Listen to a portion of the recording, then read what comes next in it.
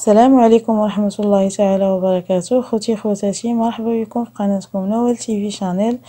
نتمنى يلقاكم هذا الفيديو في احسن الاحوال. اليوم نقترح عليكم وصفتين بساطين في المكونات وسهلين في التحضير والنتيجة روعة. وجبة ديال ساندويتش بيتزا شاورما كيجي رائع، وايضا غنرافقها مع تحلية الموز والشوكولاتة. نتمنى يعجبوكم الوصفتين، تحضروهم العشاء او الغدا خفيف. نتمنى يعجبوكم وبقاو معايا وفرجه ممتعه. عندي هنا 200 غرام او 250 غرام ديال صدر ديال الدجاج مقطعه مكعبات صغيره كيف ما كتشوفوا، واحد ياغورت طبيعي بدون سكر، فص ديال الثوم كبير، غنضيف ليه ملعقه ديال التوابل ديال التندوري، توابل او توابل الهنديه، الخرقوم او الكركم كندير عيني ميزاني، الملح كيبقى حسب الذوق، نصف ملعقه ديال السكنجبير،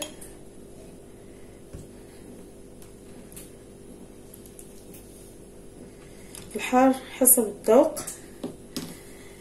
غندير قطرات ديال عصير الحامض، تقريبا ملعقه كبيره ديال عصير الحامض، نتاكدوا ان مكاينش فيه العظومه، وملعقه تقريبا كبيره ديال زيت الزيتون. غنخلطوا هاد المكونات وغنخليوهم غادي تشرب هاد الشرموله تقريبا. شحال ما خليتوها شحال ما مزيان، انا غنخليها تقريبا نص ساعه. انا عملت دجاج يتشحر، درت خليط ديال زيت الزيتون وزيت المائده ودرت الدجاج يتشحر. هاد الاكله ما غنستعملش فيها بزاف ديال الماعن، مقله وحده اللي شرملت فيها الدجاج كي شفتوا معايا وخليته يتشرب. هي نيت غنشحر فيها المكونات، نحتاج فقط المقله والملعقه الخشبيه، نحركو نخليه يتشحر، نعاود نرجع ليه حتى يطيب. من بعد ما طاب الدجاج كيف ما كتشوفوا وتشرب هذوك التوابل، كنضغطوا عليه باش يوليو لنا صغارين يزيدوا يتفتوا. غنضيف عليه حبه بصل ونصف فلفل حيت الكميه عندي قليله، نصف فلفله. ممكن تستعملوا هذا اللون اللي بغيتو. غنخليهم حتى هما يتشحروا مزيان ويتشربوا هاد التوابل، هاد الشرموله ديال الدجاج، حتى ينزل الفلفله والبصله يتشحروا مزيان. غنبقى نحرك هاد البصله والفلفله مع الدجاج حتى تهبط لينا مزيان وتشحر، عاد غنطفي عليه. بعد ما طاب الدجاج وتشحر هو ديك الفلفله وبصيله، غندوز نحضر بيتزا شاورما ديالي او ساندويتش بيتزا شاورما. عندي هنا جوج قطع، غنحتاج جوج قطع ديال البيتزا. الوجه اللي كيكون من الفوق غنرجعو من التحت، والوجه اللي كيكون مسطح من التحت هو اللي غيكون من الفوق باش يجينا الساندويتش ديالنا احسن. عندي هنا صلصه طماطم مع شويه الحار، غندهنها، غنحتاج القليل، غندهنها بحال هكا، او ممكن تستعملوا صوص شيلي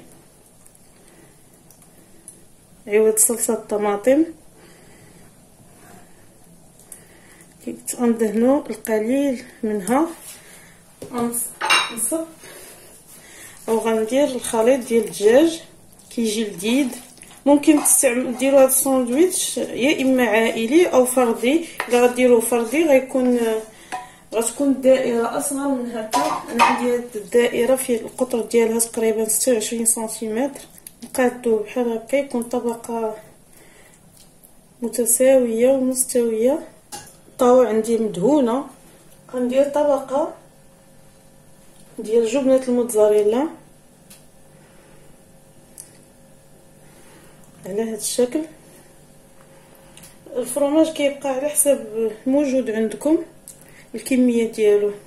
غندير لاصوص، هنا صوص الجيريان او ممكن ديروا المايونيز مخلطه مع شويه الحار، انا كنفضل صوص الجيريان.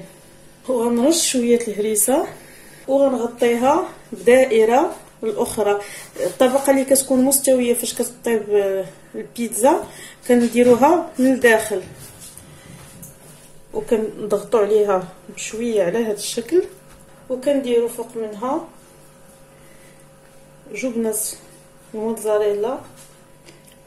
هاد الوصفه كتجي لذيذه ومختلفه على لا على بيتزا ولا على شاورما. الا دقتوها غتولوا تفضلوها على طاكوس ديال الشاورما او بانيني الشاورما.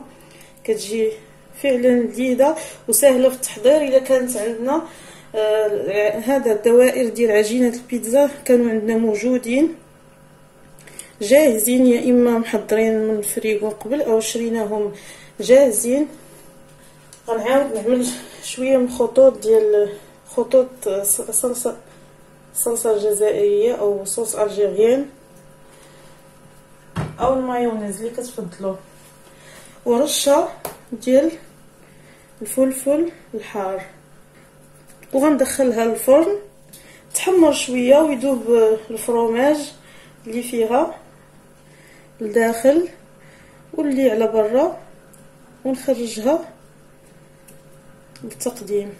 هذه هي البيتزا شاورما او ساندويتش بيتزا شاورما اللي حضرت معكم اليوم. كتجي على هذا الشكل، كتجي لذيذه كيف ما قلت لكم، تعجب الكبار والصغار. نقطعها معكم تشوفوا كيفاش كتجي من الداخل. شفتوا معايا كي كتجي لذيذه، كتجي معلكه بهذاك الفرماج ولا صوص اللي درت فيها. نتمنى ان شاء الله تجربوها. شفتوا سريعه في التحضير، كتجي محمره ومقرمشه ومعلكه بالفرماج. نتمنى ان شاء الله تعجبكم.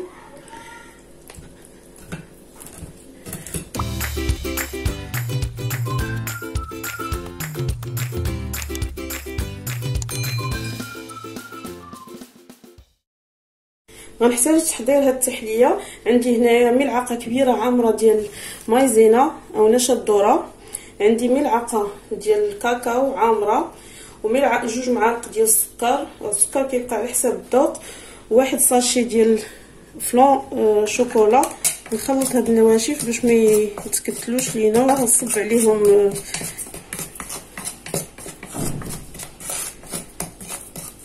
غنصب عليهم الحليب ونديهم فوق النار نحركهم، نبقى نحركو حتى يتقال الخليط وتكونوا فقاعات، وغنزولو من النار. درتو فوق النار، شفتوا معايا بدا كيختار وكيتكونوا فقاعات كيف ما كتشوفوا. نحركو شويه ونطفي عليه ونزولو من النار. من بعد ما زولته من النار غندير فيه 10 القطع ديال الشوكولاته وغنحركو تيذوبوا في هاد السخونيه. وغنضيف شويه ديال الفاني وغنصبها فوق هاد الموز. كي شفتوا معايا المقله عندي ملبسه بفيلم اليمونتير وفي مصفى فيها البنان باش يسهل عليا. بسم الله. نحيدو فاش يبرد يكون واجد. كيتغطاو لنا قطع الموز كاملين.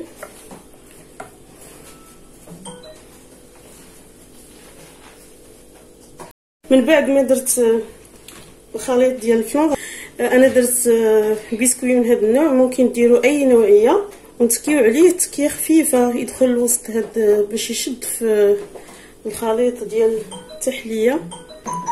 من بعد ما برد هاد التحليه بردات او هاد الفلون، غادي نشد بصيل وغادي نقلب فيه هاد التحليه ديالي. بسم الله. وكنحيد البلاستيك